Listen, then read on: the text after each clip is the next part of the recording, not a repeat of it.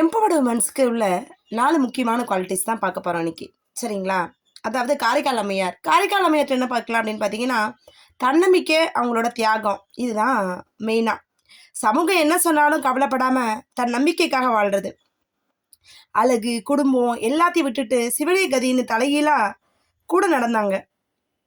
உலகம் தப்பாக பேசினாலும் உன் கொள்கையில் உறுதியாயிரு. 2வது பார்த்தீங்க அப்படின்னா இசைஞானியார்.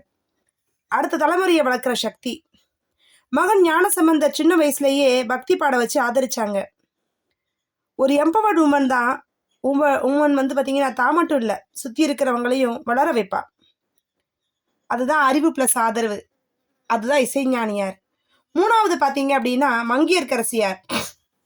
நாட்டுக்காக தர்மத்துக்காக குரல் கொடுக்கறது. பாண்டிய நாட்டு ராணியா இருந்து சமணத்தை எதிர்த்து சைவத்தை காப்பாத்தினாங்க. அமைச்சர் குலச்சரியோட சேர்ந்து ஆட்சியை மாத்தினாங்க. அதிகாரம் இருக்கிற இடத்துல தானே இங்கே நியாயத்துக்காக நிற்கிறது. அதுதான் உண்மையான பலம். அப்படி உண்மையான பலம்னு காமிச்சவங்க தான் இந்த மங்கையர்க்கரசியார். தலைமை ப்ளஸ் துணிச்சல், இந்த 2மே பெண்களுக்கு இருக்குன்னு காமிச்சவங்க தான் இந்த பெண். அடுத்து பார்த்தீங்கன்னா ஆண்டாள்.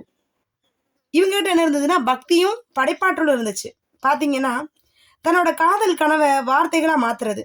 16 வயசுல திருப்பாவை எழுதி தமிழுக்கே பெருமை சேர்த்தாங்க. பெருமாள் மேல ஒரு உயிரான பக்தி. உன் பேஷனை ஃபாலோ பண்ணு, அதுதான் உன்னை வேர்ல்டுக்கே அடையாளம் காட்டும். சுருக்கமாக சொல்லணும்னா காரைக்கால் அம்மாரோட தியாகம், நம்பிக்கைக்காக எதையும் விடலாம் சரியா அப்படிங்கிற தியாக மனப்பான்மை வந்து காரைக்கால் அம்மையாரோட வாழ்க்கையிலேருந்து தெரிஞ்சுக்கிறோம். அடுத்து பார்த்தீங்க அப்படின்னா இசைஞானியார். இவங்களுடைய வளர்ப்பு, பின்னாடி இருந்து தூக்கி விடுறது, ஒவ்வொருத்தரையும் முன்னாடி போகணும் அப்படிங்கிறதுக்காக. 3வது பார்த்தீங்கன்னா மங்கையர்க்கரசியார். தலைமை பண்பு, சமூகத்தை மாத்திர தைரியம் இருக்கணும் இன்னைக்கு பெண்களுக்கு. 4வது பார்த்தீங்கன்னா ஆண்டாள். அவங்களுடைய படைப்பாற்றல், காதலையும் பக்தியையும் கலையாக மாத்துறது.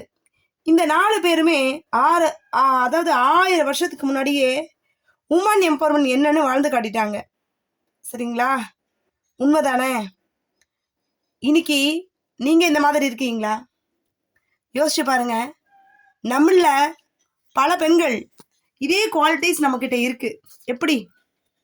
காரைக்கால் அம்மையார் மாதிரி பக்தி, தியாகம் செய்யக்கூடிய பண்புகள் நம்மக்கிட்ட இருக்கு. அதுக்கடுத்து வந்து பார்த்தீங்கன்னா மங்கையர்க்கரசியார் மாதிரி தலைமை பண்பு நம்மக்கிட்ட இருக்கு. ஓகே, இதோடு நின்று போச்சா? கிடையவே கிடையாது. ஆண்டாள் மாதிரி பக்தி நம்மக்கிட்ட இருக்கு. பாடிக்கிட்டே இறைவனை தொழுது நம்மளோட கடமைகளை செஞ்சுக்கிட்டு வாழக்கூடிய தன்மை நம்மக்கிட்ட இருக்கு. அதுக்கடுத்து பார்த்தீங்க அப்படின்னா இதோட முடிஞ்சிருதா கதை? இசைஞானியார். எப்படி ஒரு வளர்ப்பு, சமுதாயத்தையும் மாற்றக்கூடிய பண்பு நம்மக்கிட்ட இருக்கு. இதுதாங்க எம்பவர்டு உமன்.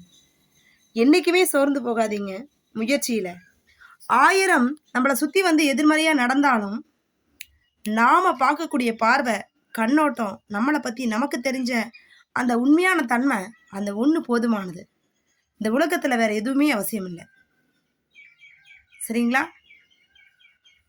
ஓம் நம சிவாய, ஓம் நம சிவாய, ஓம் நம சிவாய, ஓம் நம சிவாய, ஓம் நம சிவாய, ஓம் நம சிவாய, ஓம் நம சிவாய, ஓம் நம சிவாய.